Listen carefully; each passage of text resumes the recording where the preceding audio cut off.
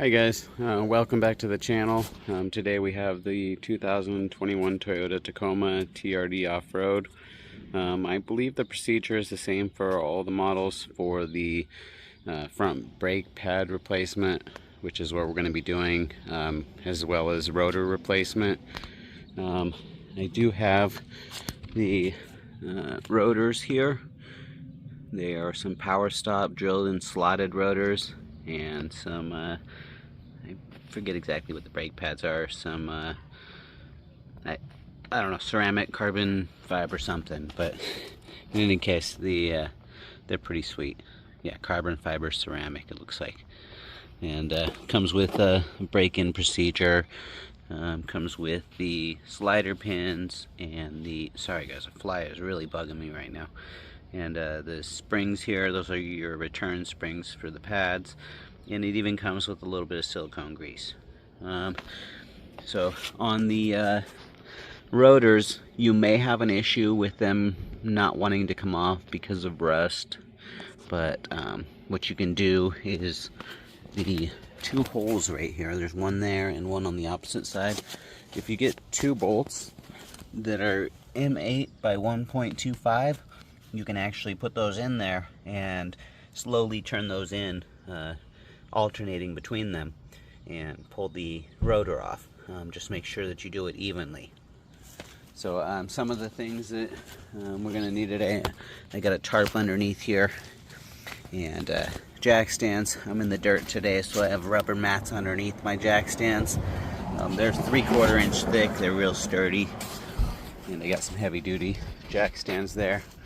So other things would be torque wrench, very important. Make sure you torque everything, no impacts. Sockets, the sockets you're going to need is a 12mm for the bracket here where the brake line is attached. On this, there's a solid brake line going to the caliper, so be very careful with that. You don't want to bend that. So when you take off the caliper, which we're going to do, be delicate with that. And I have some hangers, excuse me, I have some hangers for the calipers. That makes it a lot easier. Hopefully those will work well here. It's a little bit of an awkward situation there, so I'm not quite sure where it's going to hang from, but we'll see what I can do. If I need to, I'll get some wire. Rags, rubber gloves, a breaker bar is really important. I got the socket there, the ratchet, and lubrication. I got some grease here. I have this Stay Lube extreme pressure Mollygraph grease that I'm using for, I'm going to use it on the slider pins on this. This is one of the few vehicles that you actually could use it on the slider pins. Generally you don't want to use it on slider pins because there's rubber, but in these ones it's just solid metal on metal brake pad. So I'm going to try out the Molly grease on that. I have silicone grease here. This is Ray Bestos silicone brake lubricant with PTFE. Works really good. It's nice and tacky. And then the other thing is this caliper spreader, which we're going to need to push the pistons back because it's a double piston, or yeah, double piston on two sides. So we need something to squeeze it apart in the middle. So that, along with probably the old pads to push them apart, because it's probably not going to extend far enough to push them out. But you can see I did grease this up recently. I did put a little bit heavy on the grease on the back of the pads. You can see it kind of squeezed out there, but it did not go flying all over everywhere like people think. The caliper is not spinning. The slide pins, this is the desert. You can see there's a lot of dirt already. And it was not that long ago, maybe a month ago, that I lubed these up, and I don't even know if it was that long ago, probably less. But yeah, so the Molly grease, I don't recall whether I put Molly grease on the slide pins. I know I put it down in the tracks where they slide. That's a good idea because it's metal on metal contact, and Molly grease is going to work better than silicone grease would. So if you have any rubber areas, you're going to want to use silicone grease, like on the back of the pads here. Definitely just silicone grease, because you get those rubber boots on both sides there. So I'm going to go ahead and pull off that bracket and pull the caliper and see where I can get it hanging. I'll be right back. First thing I'm going to need to do, I believe, is pull those slide pins, which I'm going to have to take out this little lock thing back here. I think you can just twist it out by hand, but I'll let you know how that goes. And then for this here, before you pull out the slide pin, pull the little arms out of the pads so that this isn't ready to launch when you take out the slide pin. And then when you do take it out, hold on to it good, because it's still going to be under tension, because that's like a return spring that pushes the pads back apart, so it's kind of squeezed in there. So let me pull the slide pins and disconnect the caliper and hang it, and I'll be right back. Okay, so these little spring clips here, they aren't too hard to get out. You just basically push down on it and pull it back from the back side here, and it'll pop right out. Another thing that you're going to need is a screwdriver, a little screwdriver to get these arms of the spring out. And you can see what I was talking about there. They're really under tension, so you really want to make sure that you pop those out before you pull that slide pin, so you don't end up hurting yourself with that thing. So I'll be right back. Okay, now once you get the slide pins out, these were really easy to get out because they're nice and lubed up, but you may have to tap the back end.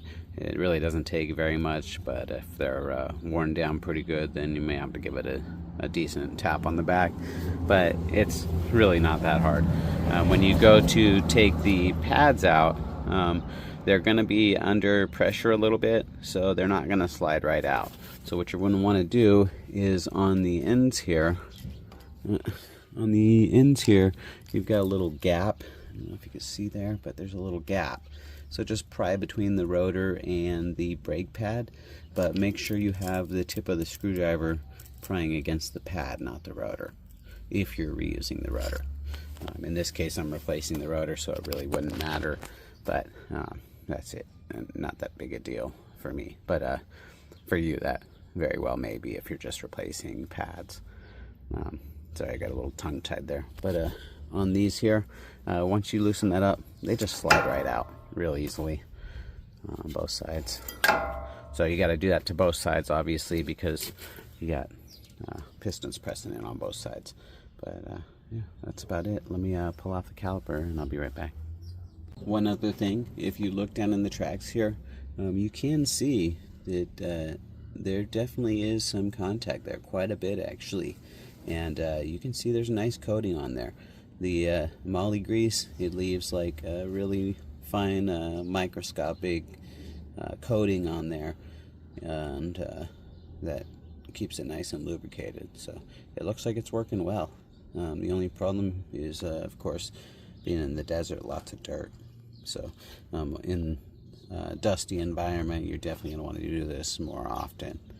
Some people even say as often as every tire rotation, but that's a bit extreme. Okay, so a couple other things that I wanted to add that might come in handy, or that you probably need, is a pair of needle nose and 10 millimeter there. Those we're going to use up here to remove this bracket for the speed sensor, because otherwise it really oh, and the clip down there too, needle nose for that. I'm just gonna squeeze it together and push it through, but that really makes it difficult to move the caliper around, so we're gonna disconnect that to give us a little more room to work with on the caliper. Also, when you're removing the caliper, you're gonna either need a deep set 17 millimeter or a little extension, because on this upper bolt here, the brake line is in the way of getting to the bolt, so one of those two. Also, once you get the bottom bolt out of the caliper, it's going to want to like lean up against the rotor, so if you have a lot of grease on there, it's going to get on the rotor. So if you're reusing the rotors, then put something between there.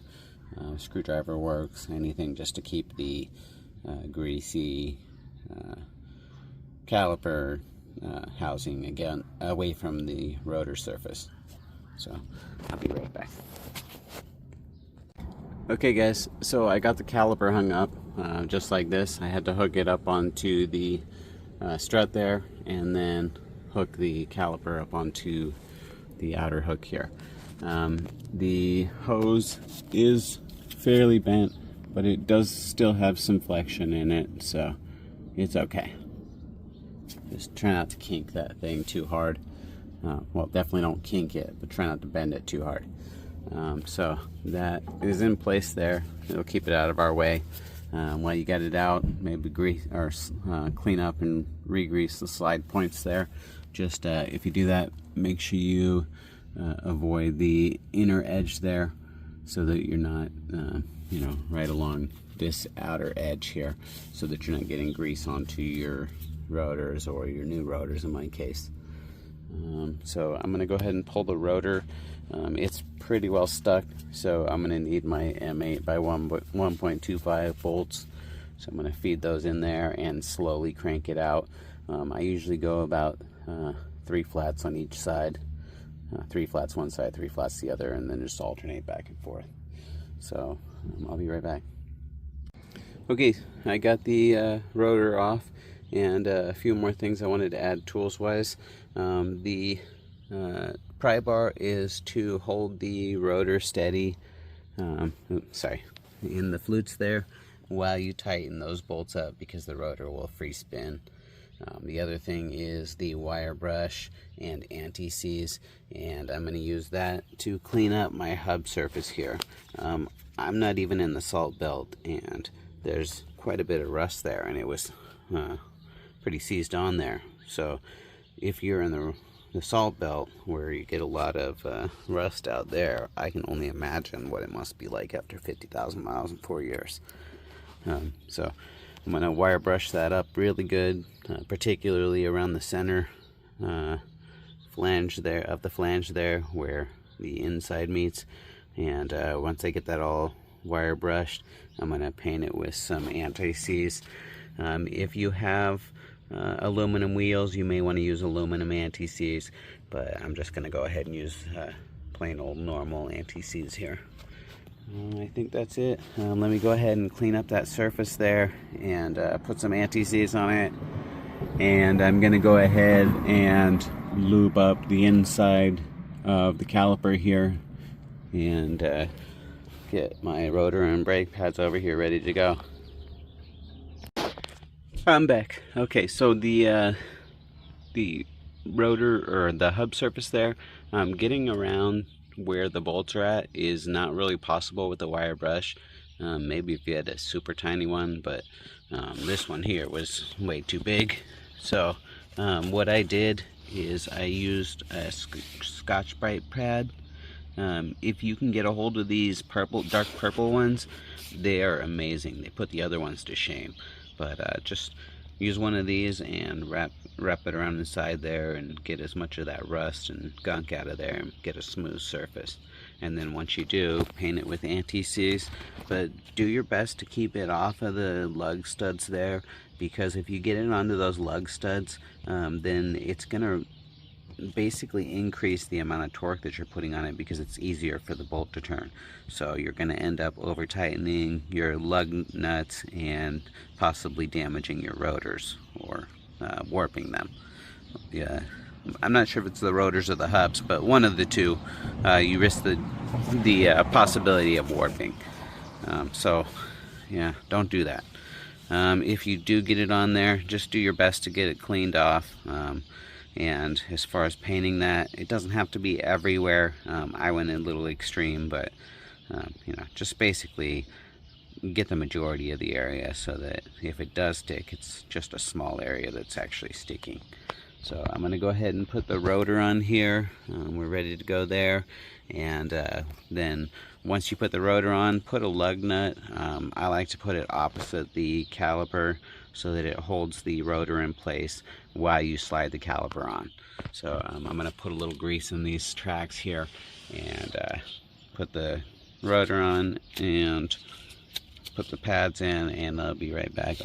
One thing on the pads, I didn't notice when I did the maintenance, the squeal tab, I didn't notice where it was at, and I'm not sure if I put it back in the same place.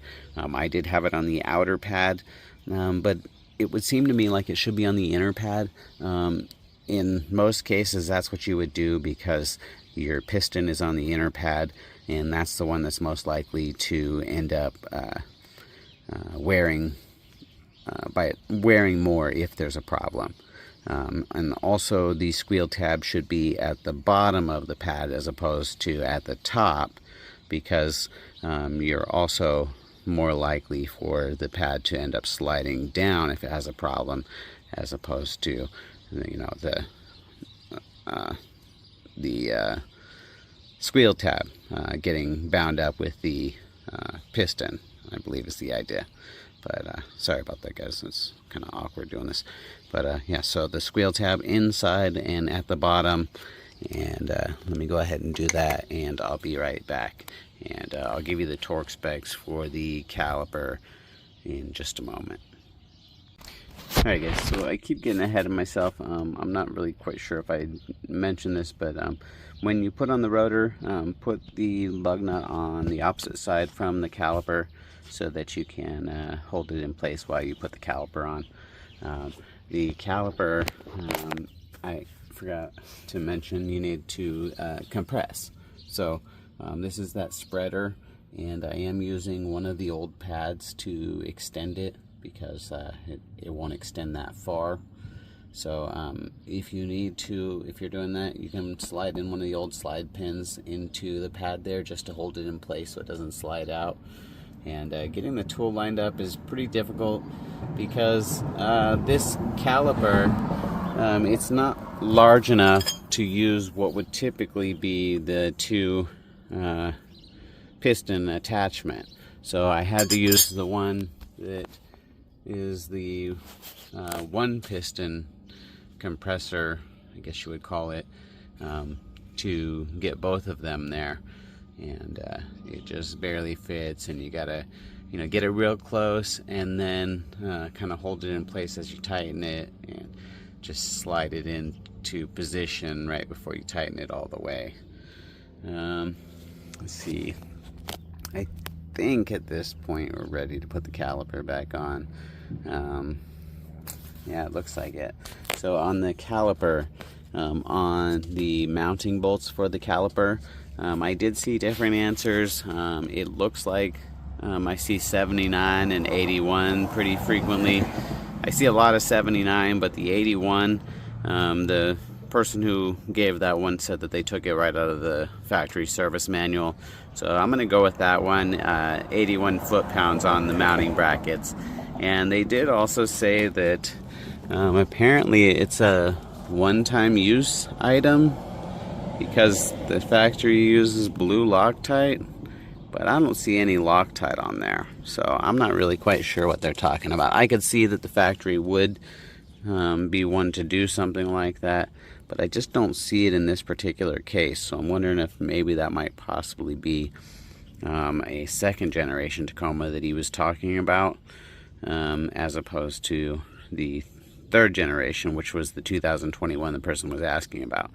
So I think I'm still going to go with the 81. 79 to 81 really isn't going to make much difference. And the other torque that I could find was for the bracket, and the bracket back in there, the brake line is on.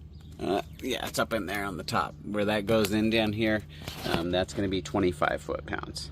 So I would imagine for the little one, less than 25 foot-pounds, obviously, maybe 12 or 14, I don't know, but I don't think that's too vital.